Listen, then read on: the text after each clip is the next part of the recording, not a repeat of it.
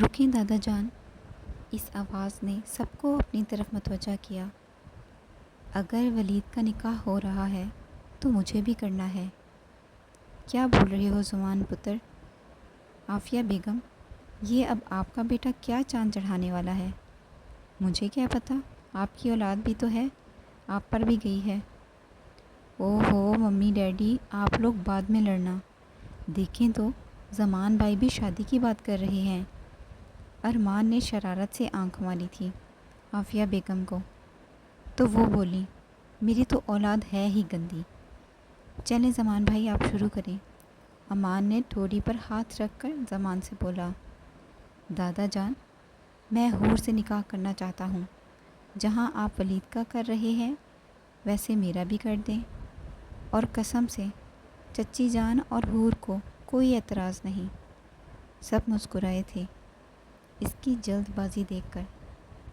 وہ تو ٹھیک ہے، پھر بلاؤ مولوی کو، ابھی کے ابھی نکاح ہوگا میرے پوتوں کا۔ روح ابھی بھی شجاعت شاہ کے سینے سے لگی بیٹھی تھی اور ولید اسے ہی دیکھ رہا تھا۔ آج سے تم صرف میری پناہوں میں رہو گی، صرف میری بن کر۔ اس نے سوچا تھا یہ کہہ کر مرنا نہیں تھا سب گھر والوں کے سامنے۔ کچھ ہی دیر میں روح ولید کی اور حور زمان کی ہو چکی تھی۔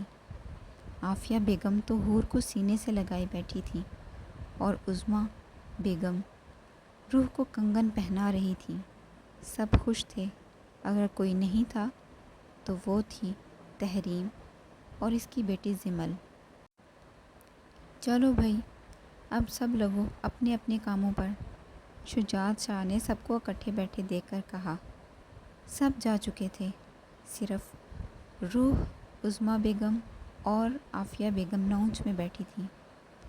حور بھی اپنے کمرے میں جا چکی تھی۔ جب اس نے کمرے کا دروازہ کھولا تو کمرے میں اندھیرا چھایا ہوا تھا۔ اس نے لائٹ آن کرنا چاہی تو کسی نے اس کا ہاتھ پکڑ کر اپنی طرف کھینچا تھا۔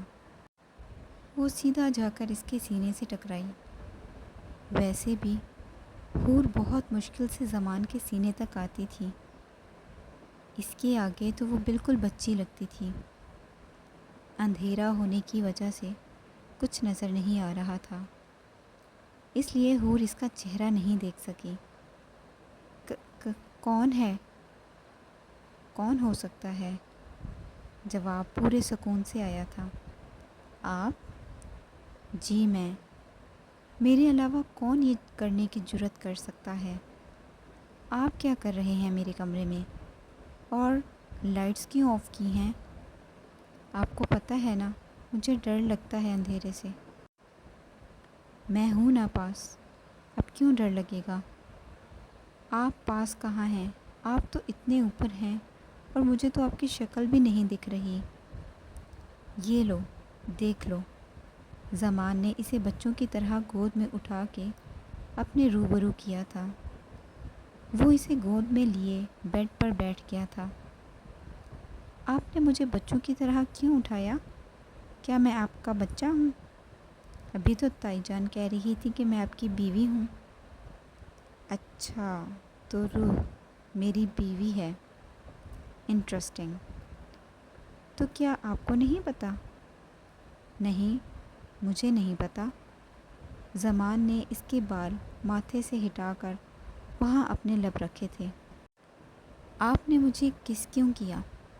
اب نہیں بتاؤں گی میں پہلے آپ کو بتانے لگی تھی۔ اچھا اب بتاؤ، نہیں کرتا اب؟ گود میں کیسے زور سے پکڑ کر بیٹھے ہیں، میں کون سا بھاگ جاؤں گی؟ بھاگ کر جاؤ گی بھی کہاں؟ آنا تو میرے پاس ہی ہے۔ چلی جاؤں گی میں روح کے پاس۔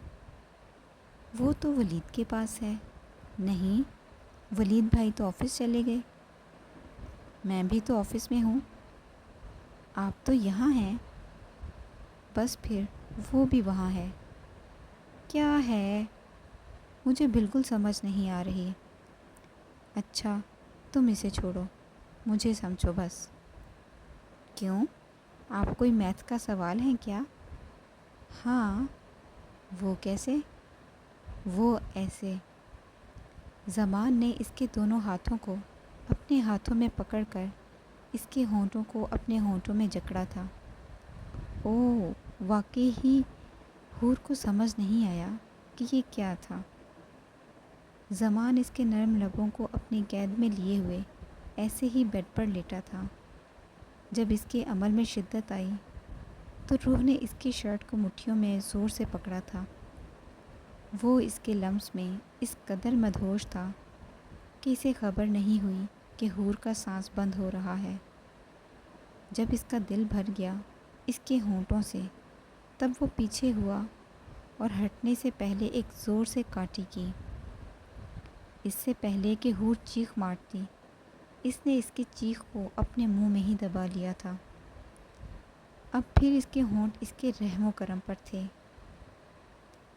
ہائے اللہ، آپ نے مجھے کاٹی کی، میں بھی بتاؤں گی دادا جان کو۔ کاٹی کب کی میں نے تو تمہاری سانسیں بند کی تھی۔ ہاں تو میں یہ بھی بتاؤں گی۔ اب اٹھے نہ میرے اوپر سے، میں نیچے آ کر مر جاؤں گی۔ زمان پلیز، اتنے بھاری ہیں آپ۔ پہلے وعدہ کرو جو کچھ بھی ہمارے بیچ ہوا یا ہوگا تم کسی کو نہیں بتاؤ گی۔ کیوں؟ میں تو بتاؤں گی، گناہ ملتا ہے حور اپنے شوہر کی باتیں کسی کو بتانے سے۔ ہاں تو سانس بند کرنے اور لپس پر کاٹی کرنے سے گناہ نہیں ملتا؟ نہیں، اگر میں تمہارے ساتھ یہ سب کروں گا تو تمہیں ثواب ملے گا، گناہ نہیں۔ کیا؟ سچی؟ ہاں نا، سچی؟ اچھا ہوا، پھر تو آپ نے مجھے ثواب دلوا دیا۔ وہ میں روح کے اوپر پانی پھینکا تھا صبح تو گناہ ملا تھا، اب ثواب مل گیا، حساب برابر ہوا۔ لیکن ابھی تو مجھے زیادہ ثواب ملا ہے، تمہیں کم۔ وہ کیسے؟ کیونکہ میں نے تمہیں کس کیا، تم نے مجھے نہیں۔ اب تم مجھے کس کرو، پھر تمہیں اور زیادہ ملے گا۔ نہیں زمان، آپ اللہ کو بولے مجھے ویسے ہی دے دیں، مجھے شرم آ رہی ہے۔ میں بھی کس کروں گی آپ کو؟ ہاں چلو پھر گال پر کر لو، اور اس طرح بھی مل جاتا ہے۔ ہاں ٹھیک ہے، لائیں کروں۔